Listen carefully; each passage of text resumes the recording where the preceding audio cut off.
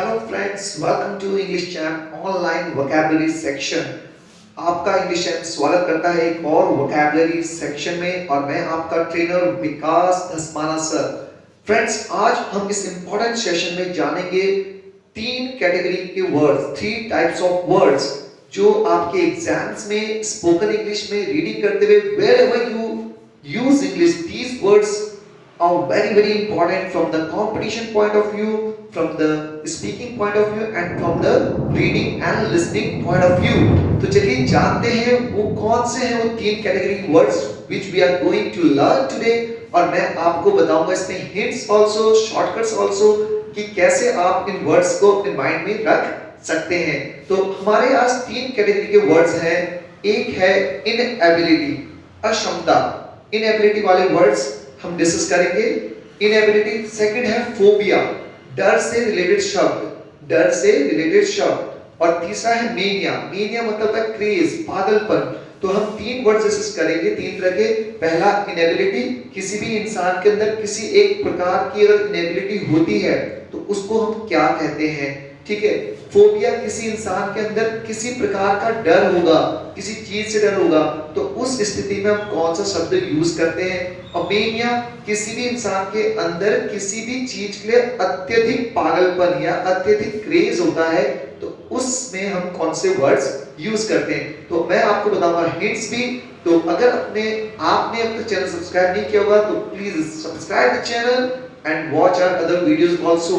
इससे पहले भी मैंने एक फोबिया पे और मेनिया पे अलग अलग वीडियोस बनाए थे, तो वॉच दोज वीडियोस आल्सो, क्योंकि वो भी those are very important words जो एग्जाम में आते हैं और स्पोकन इंग्लिश में यूज होते हैं। उसके लिंक मैंने डिस्क्रिप्शन बॉक्स में डाल दिए हैं और ऊपर आप लिंक देख भी सकते हैं। तो चलिए चलते हैं।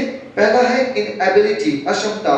तो हम डिस्कस करेंगे वो इंसान जिसके अंदर इनएबिलिटी है पढ़ने की, जो पढ़ नहीं पाता है।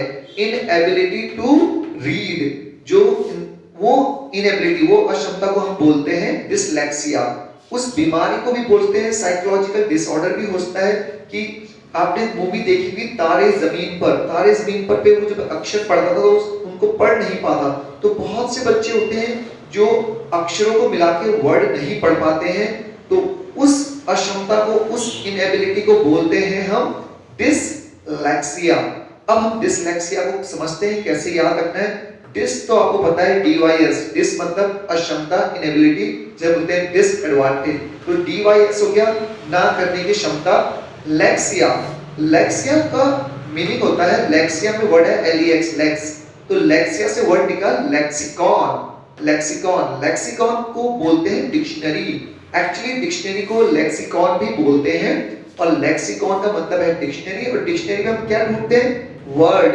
तो आपको ये लेक्सिया से याद रहेगा कि डिक्शनरी ना पढ़ पाना, डिक्शनरी के वर्ड्स को ना पढ़ पाना वाली इनएबिलिटी, अक्षमता को बोलते हैं डिसलेक्सिया। अब चलते हैं हम अपनी अगली अक्षमता, अगली इनएबिलिटी वाले वर्ड पे, जो है इनएबिलिटी टू राइट और ड्रॉ। जब कोई इंसान लिख नहीं पाता है सही से, लिखते हुए हाथ कांपते हैं या उसके वर्ड सही नहीं बैठते या वो पिक्चर को सही से ड्रॉ नहीं कर पा रहा है, तो उस इनएबिलिटी को बोलते हैं अग्रेफिया।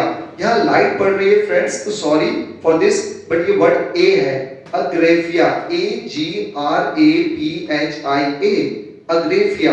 इसमें भी हिंट है आपकी, अग्रेफिया, ग्राफ, GRAPH, ग्राफ। ग्राफ मतलब होता है कोई भी ग्राफ को आप जब बनाते हो, बना नहीं पाते हो, तो उसी अक्षमता को बोलते हैं कि आप ड्रॉ नहीं कर पा रहे ग्राफ को, तो उस अक्षमता, उस इनएबिलिटी का नाम है अग्रेफिया।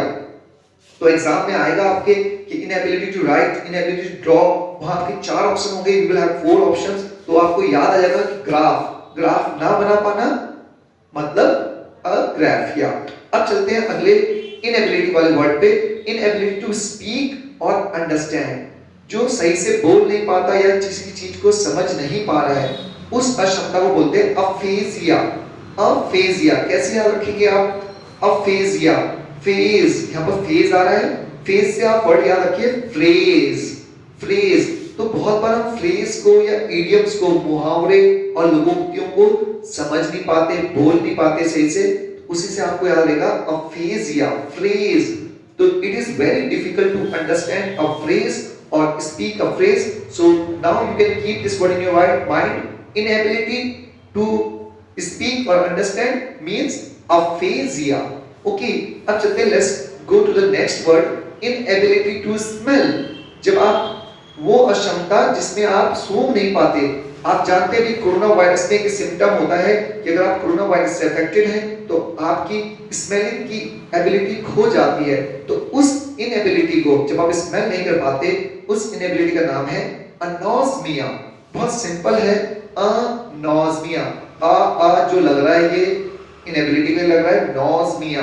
तो नोज ना नोज, जब आपकी नोज काम नहीं कर पाती तो उस अक्षमता को, उस इनएबिलिटी को बोलते हैं अनोस्मिया। अब अगले वर्ड पे चलते हैं, इनएबिलिटी टू रिकॉल और मेमोराइज। जब आप कोई शब्द को, कोई पुराने इवेंट को, पुरानी यादों को आप याद नहीं रख पा रहे हैं, जल्दी भूल जा रहे हैं, मेमोराइज नहीं कर पा रहे हैं, तो उस अक्षमता को बोलते हैं अमनेसिया। अमनेसिया में आ रहा है अमन, एन मन, अमन। तो आपके मन में कोई चीज रख नहीं पा रहे हो आप, तो उसे हम बोलेंगे अमनेसिया। अब चलते हैं अगले हमारे इनएबिलिटी पे, इनएबिलिटी टू स्लीप। ये बहुत बड़ी इनएबिलिटी है, बहुत लोगों को प्रॉब्लम होती है, वो रात को सो नहीं पाते हैं, वो डिस्टर्ब रहते हैं, उनके माइंड में टेंशन रहती है, तो उनको फिर स्लीपिंग पिल्स खानी पड़ती है। तो उस बीमारी का नाम या उस इनएबिलिटी का नाम है इनसोम्निया। अब देखिए, इन मतलब नहीं, सोम्निया में आप SOM हटा दीजिए, SONA, सोना, तो याद रहेगा आपको इनसोम्निया। अब अगला है इनएबिलिटी टू रिकॉल नेम्स। बहुत बार आप दोस्तों से मिलते हो, पुराने दोस्तों से, आप उनके नाम भूल जाते हो।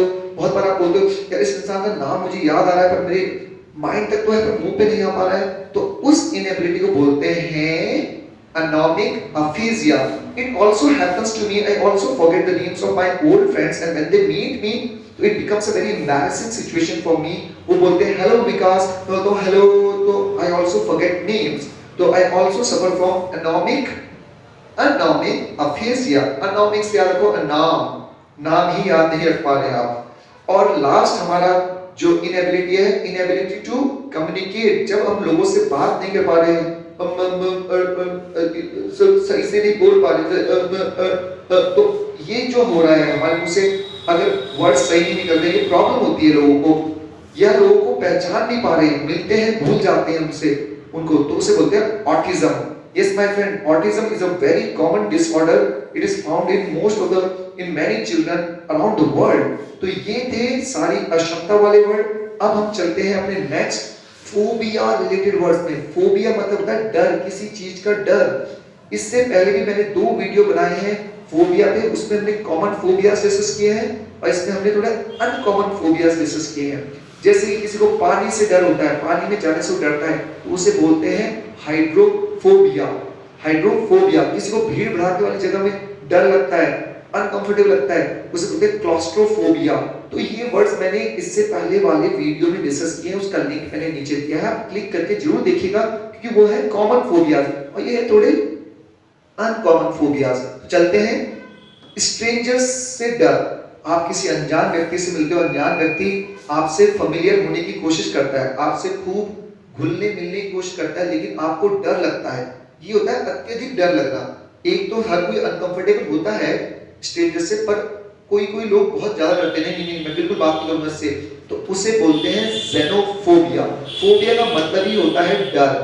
ज़ेनो से याद रखिए जीन मतलब प्रजाति, कोई नई जाति का, जीन मतलब होता है डीएनए में ना, तो कोई नई प्रजाति का, नई देश का, नई दूर का आदमी मिलेगा, तो आप सफर कर रहे हो ज़ेनोफोबिया से। ओके, किसी को खून देख के डर लग जाता है, तो आपने देखा खून बहुत बार मूवीज दिखाते हैं, वो बेहोश होती है हीरोइन, तो उसको कौन सा फोबिया होता है? हेमोफोबिया। थोड़ा सा भी खून निकलता है और हम चिल्लाने आते हैं, बहुत से लोग कि खून आ गया, they start feeling scared, they start getting nervous, they start getting anxious, तो उसको बोलते हैं हेमोफोबिया। बहुत सिंपल याद रखना, हेमो मतलब हेमोग्लोबिन, तो हेमोग्लोबिन से याद रहेगा हेमोफोबिया। पब्लिक स्पीकिंग का डर, लोगों के सामने खड़े होकर बोल नहीं पाते लोग, they shiver a lot, they shiver, they shake a lot in front of people, डर लगता है लोगों के सामने बोलने से, उसे बोलते हैं ग्लॉसोफोबिया। ग्लॉस मतलब ग्लॉसोफोबिया से याद रखिए, क्लास क्लास क्लास क्लास। तो क्लास के सामने जब खड़े हो जाते हैं लोग, बहुत से बच्चे नहीं बोल पाते, तो उससे आप याद रखोगे ग्लॉसोफोबिया। अब हम चलते हैं अपने नेक्स्ट वर्ड पे, जो मरने से डरता है, या किसी कोई बंदा मर जाता है, डेड बॉडी देखता है, उसे डर लगता है उससे, तो उसको बोलते हैं हम नेक्रोफोबिया। तो कोई बोलता है मैं नहीं मरना चाहता, मैं नहीं मरना चाहता, नहीं नहीं तुम मत मरो, या कोई मरते हुए देखता है किसी को तो बहुत डर जाता है, या किसी डेथ के बाद बहुत डरा सा रहता है कि मेरी भी डेथ हो जाएगी, उसको बोलते हैं नेक्रोफोबिया। नेक्रो आपका ग्रीक वर्ड है, ग्रीक में नेक्रो को बोलते हैं डेड बॉडीज। तो डेड बॉडीज से डरना या डेथ से डरना, नेक्रोफोबिया। अगला है फियर ऑफ डिजीज।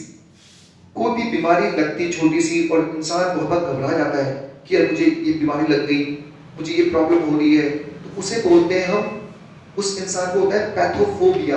बहुत सिंपल है याद रखना, पैथो मतलब पैथोलॉजी।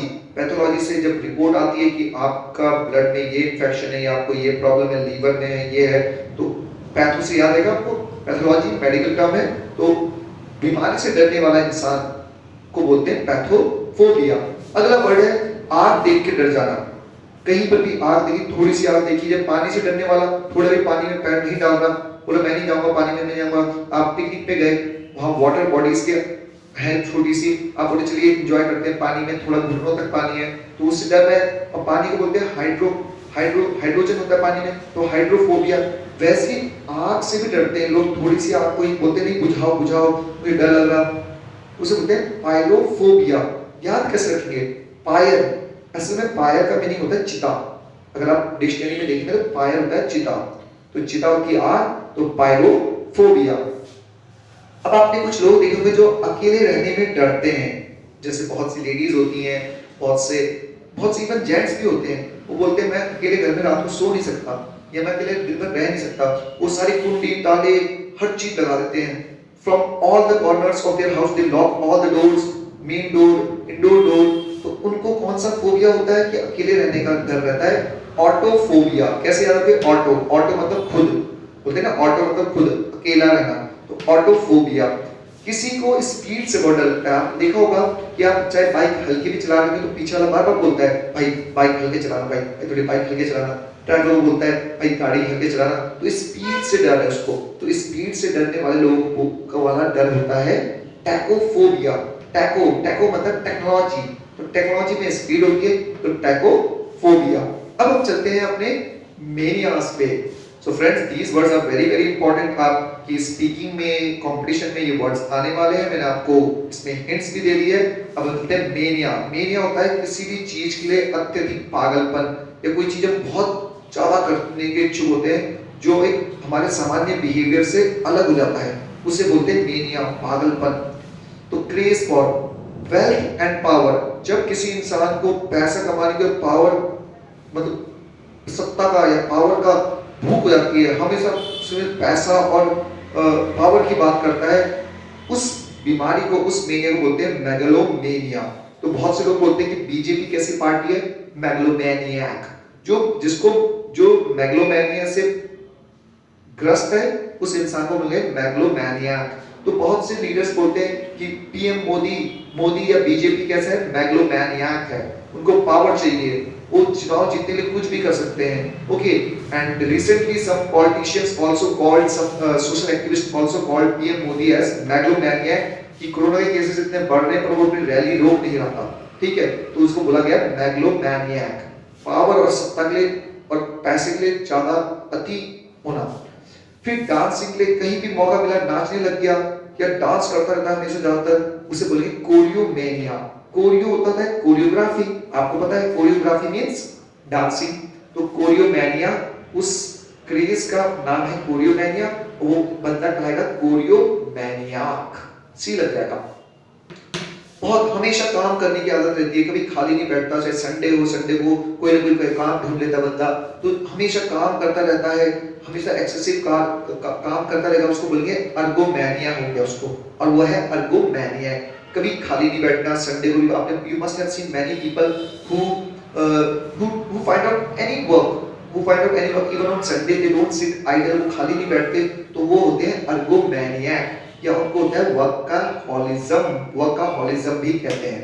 अगला वर्ड है washing oneself। Yes man friends, आपने देखो बहुत से लोग थोड़ा सा भी हाथ में धूल लग जाता है, हल्का सा धूल लग गया, कहीं हाथ हल्का सा भी गंदे हो गए तो बार बार हाथ धोते हैं वो, ठीक है, तो या बार बार जाते हैं वॉशरूम और हाथ धोते हैं, उनको होता है अब्लूटोमेनिया और बोलते हैं अब्लूटोमेनियक। अब हम चलते हैं अगले वर्ड में सेल्फ सेंटर्ड एटीट्यूड।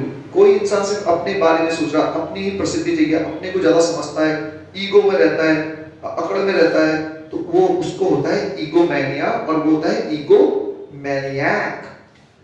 बहुत से लोग आपने देखोगे बेड पे घुसे रहते हैं, जब देखो तब घर में आते हैं टक लेट जाते हैं, ठीक है, तो उनके अंदर क्रेज रहता है ज्यादातर बेड में रहने का, बेड पर पड़े रहते हैं। बहुत सी लेडीज को आपने देखा होगा कि काम थोड़ा सा खत्म नहीं हुआ बस बेड पे पड़ गए। बहुत से जेंट्स होते हैं कि काम से आए नहीं सीधे बेड पकड़ लिया, तो उसे बोलते हैं क्लिनोमेनिया और वो बंदा होता है क्लिनोमैनियक। अब इसके अपोजिट जो बेड पे पड़ता है वो घर में रहना पसंद करता है ज्यादातर, और जो बाहर घूमना रहता है ज्यादातर बाहर ही रहता है, स्टेइंग इन ओपन प्लेसेस, जो बोलता है चलो बाहर चलते हैं, उसे बोलते हैं एग्रोमैनिया और वो बंदा होता है एग्रोमैनियक। और जिसको क्रेज होता है नंबर्स का, हर बात नंबर्स पे करता है, फैक्ट्स और फिगर्स देता है, बोलता है नहीं नंबर्स में बताओ, तो उसको होता है अरिथोमैनिया। अरिथो मतलब अरिथमेटिक, तो आपको याद रहेगा अरिथोमैनिया। तो फ्रेंड्स ये आज मैंने डिस्कस किए बहुत most important words which can come in your exams, which are very useful for your speaking and which is very useful if you are reading any newspaper or listening to any news. So friends, keep one thing in your mind that whenever you go through vocabulary, go for the hints, उसमें hints देखिए, उसमें shortcuts देखिए, this way you can memorize the words, you can keep the words in your mind for a long time. So friends, keep watching this channel and आपको video कैसा लगा, what I will wait for your comments, और आप किस और topic पे video चाहते हैं, please write in the comment box. Till then, keep working hard and keep improving English. Have a nice time. Enjoy your life. Bye bye.